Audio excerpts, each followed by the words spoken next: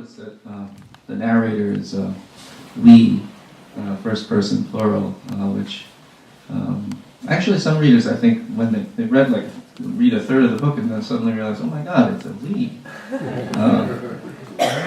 But I think that goes back to, and it was we right from the beginning. It goes back to what I was talking about, wanting to write, about the consciousness of the community. And Fan, she's a different sort of hero in my view. She's the central figure of the story, the central character, but she's not the central consciousness. There's a little difference. And she was never meant to be. And so we don't really get into her head the same way we get into the heads of my characters in my other books, or, the way that you normally get. You get, these rafts of information, intricate, right? Psychological detail, emotions, there's sort of a transcript of everything that's going on. And I think I decided in this book that I didn't want to do any of that. Not for the hero. We get other things from this we, of course, which I hoped would make sense. So, in any case, let's please have a conversation so I can stop talking. Yeah, well, following up on what you just said, the first words I think you read were, "But if we may, let us." So what that does automatically is make the reader part of the we. And I'd like you to talk a little bit more about, because I haven't read this novel yet, I suspect a lot of people haven't since it's just come out, a little bit more about the degree to which there is internal narration among various characters, and the degree to which the conversation, so to speak, the tone of the conversation of the narrative is between the narrator and the reader. Yeah, I think you're absolutely right. It implicates you, the reader, right away, whether you want to be there or not. And it's I think, both very natural, but if you really think about it, slightly unsettling, right? Because you're asked to be part of this group without your really wanting to be, and asked to ride, their perspective and their analysis and engagement of all the things that are going on. And I think I could have. Early on, I decided that the we would not be absolute, that it wouldn't be consistent, that the we wouldn't be some Greek chorus standing to the side with a certain level of omniscience and moral authority and pronounce or, report back or report some things. I decided that they could do that, but that we would also sometimes be unsure, that we would sometimes be more hopeful than factual, that we might even invent. So that there would be this, and I like that idea that the we would, like a person, an individual, both know and not know everything. And so I guess it's, I think I hope that I guess my aim was that the we wouldn't be fixed at all in your mind, that the reading experience would be constantly sort of thwarted here and there, where you would step back, you'd be perfectly comfortable, and then you'd step back every once in a while and go, wait a minute, how do we know that? But I feel like I know that, and so I wanted there to be attention in the actual telling of the tale, which is always what's as much of interest to me as the tale itself. Margaret Atwood always says, it's not the what and the what and the what, it's the who and the why. Here the who and the why are even a little bit in question, but that's definitely what the interest is and where the focus is. I am one of the people that's read this. You have just knocked me out. I'm so blown away by this book. As I read it, one of the things I really found myself wondering was about the when of the setting. Because, I think it's fairly vague. It feels somewhat futuristic because things are so radically different. And yet the life that these people lead in other ways is very similar to the way we live today. Yeah. And I thought that was kind of an interesting juxtaposition. Can you comment? Do you know how far? You really want to get behind the curtain, don't you? Yeah, behind the curtain, it's ugly. You don't want to go there. It's just like a haze. I don't even live in Colorado.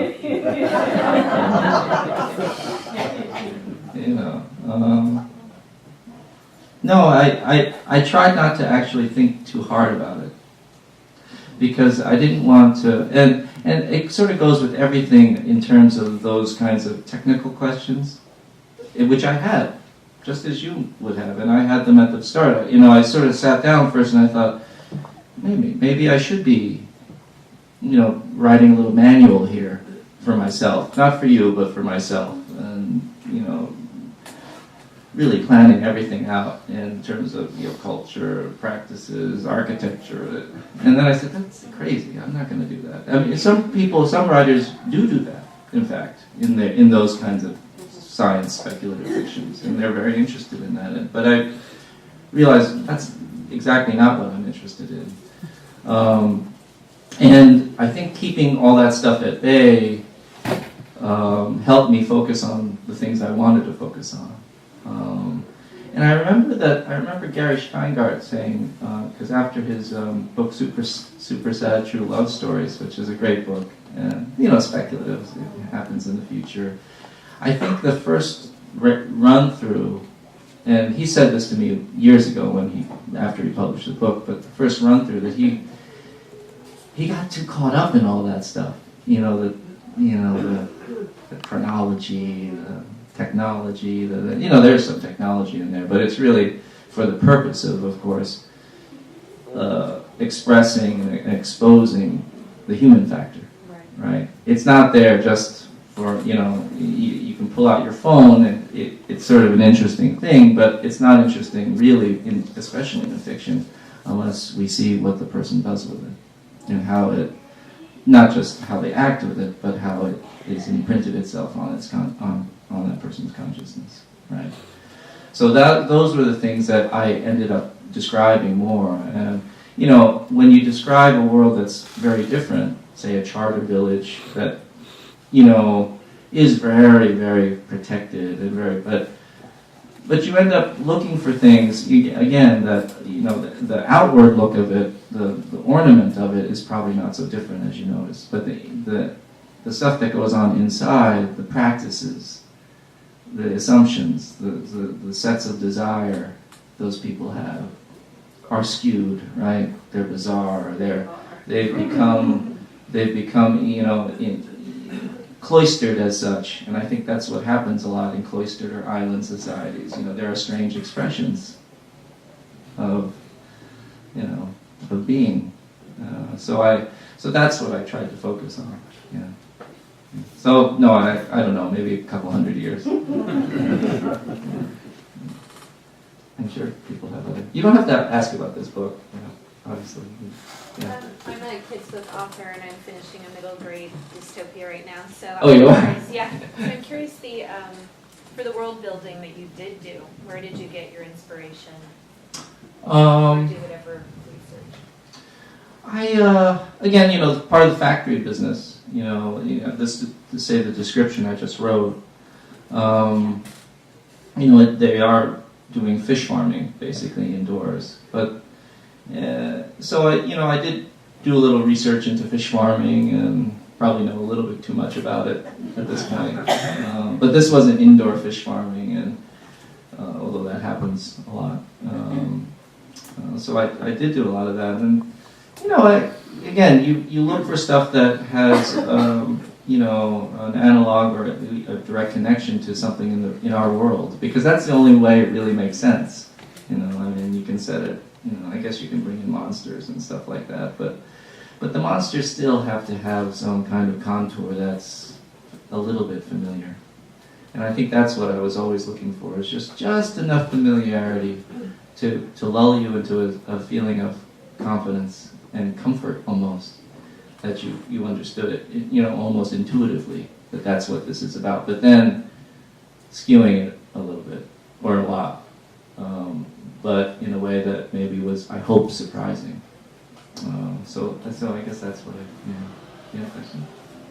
I haven't read the book, so forgive me if it's a frustrating question, but I was wondering how, as you were working, how you, in your mind, negotiate the risk of further solidifying the dehumanization of someone like Fan by not getting into her psychological profile and speaking for a people, which kind of already happens for the people that she's working for and for us as a society. Right. Yeah, I mean, again, it was a challenge to think about, you know, how do you make someone a hero who doesn't really speak? And who may not even know that the people back in Bmore are thinking about her. You know, and I think there's still a question is whether she even cares about them. You know, so yeah, it was kind of hard, and in the end, I think I decided that her not speaking for herself and her not speaking for them,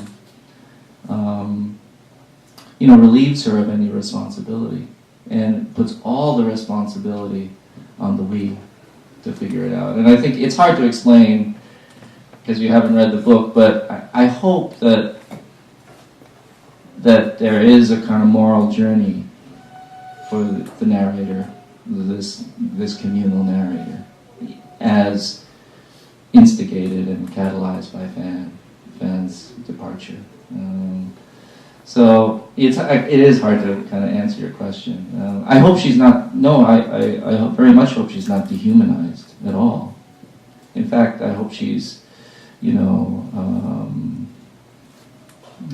transcends something in a way, in a wonderful way. Transcends what I think all the people of this world that I see, that I describe. I think they're all deeply unsettled and unhappy with where they are. They're not comfortable with where they are. Fan is someone who, however, who does seem comfortable with where she is, even though she's not anywhere. So I think that's what's inspiring about her for them. So maybe if you read the book, maybe you'll feel the same way. I sort of felt the same way. But again, it's hard to plan. I didn't plan this stuff out. I knew that though. I knew Fan would be a certain kind of figure that would be seen but not heard from the outside, and I kind of had to figure it out as I went along. Yeah. Hey. What surprised you about this book, whether in the process or the outcome, compared to your other books? A friend of mine, a poet, Gary Clark, he runs the Vermont Studio Center. I don't know if any of you have ever been there, but he was a classmate of mine in Oregon. And we had dinner early in the writing of this book at my house, and he asked me what was going on. And I said, I don't really want to talk about it, but the story. I didn't want to talk about the story, but he asked how I felt about it. And I said, you know what, I don't know how I feel about it, but I must say this, I'm writing out of a very, very different feeling. And I don't think it was a feeling because of, I think it's a feeling that's helped by the fact that it's a story that is set in a future time. Maybe that freed me up in a certain way to invent and dream in a way that I hadn't before, because you're not confined by certain things. But I think in the end, even in realistic fiction, you shouldn't be confined by what's there, and you can't be, because if you just show what's there, that's not enough, right? You always have to show the veiled side, the veiled facet that just hitherto can't be seen. But I definitely was writing out of a different feeling, I think, and I felt it. I definitely felt it at my desk. I felt like I was kind of being pulled along and also kind of submitting a little bit more than I did before. You know, I think maybe before I felt as if I was more pressuring everything. You know, not planning, but kind of, I don't know, just pressuring. That the act of writing was so, you know, not pleasant. I mean, it's never pleasant, at least for me. It's just, you know, but a lot of pressure. Not that this was pleasant to write, but it was more like seeding something, you know. And I quite like that. And I don't know that if it's, I think I'm going to try that again. Or not try, but just hope that it comes again, you know. Even if in my next book it's not going to be a dystopian novel. It's set very much in this life, but I'm hoping maybe I can find that feeling again. Yeah, it was interesting. Yeah. I was going to ask how much of that do you think had to do with writing from the we? Like, how did that affect you?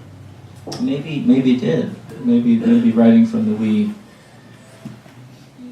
You know, not being so specific, even though their thoughts and their words are absolutely specific. Of course, they have to be. Words are, but maybe that you know, maybe that broke some bonds that you know, about I don't know, about having to always sort of, you know, my answer before about it. The we ranging a little bit. It's very plastic, elastic. And maybe, you know, for the moment when you're writing it, that you don't have to actually totally own it. You know, even though it's there, and you can determine later on if you like it, but, you know, maybe that helps. I don't know, maybe that contributes to it. That's an interesting question.